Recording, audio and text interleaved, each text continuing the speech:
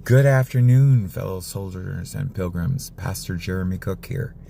Lately, we've been working with Ephesians chapter 6, and it never seems that I can get through what I want to get to, so we're going to try again today.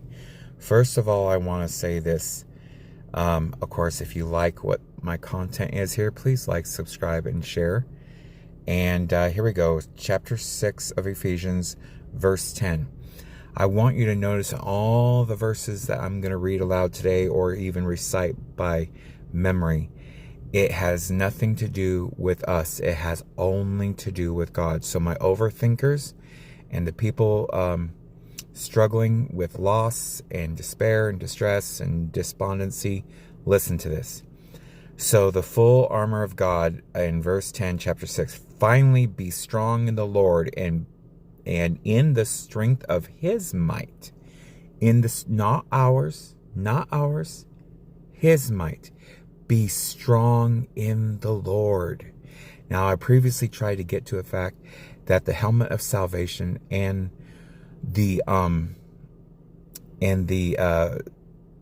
shield of faith are not only there for protection, but they are indeed the weapons of our warfare.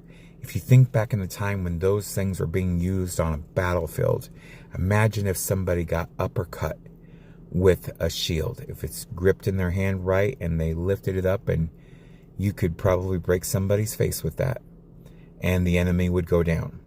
Now, how about the helmet of salvation? How is the helmet of salvation a weapon? Okay, not only what God does is he says he reminds us of our salvation, which gives us a piece of security and strength, and it allows us to walk forward in faith because we have that relationship with God that unbelievers do not have.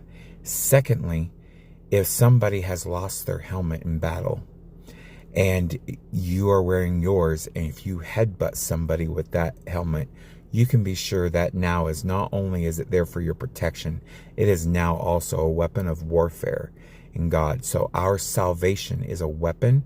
Our faith is a weapon against the enemy. Now, let's see if I can get to the last things I want to get to real quick here. Isaiah 64:4.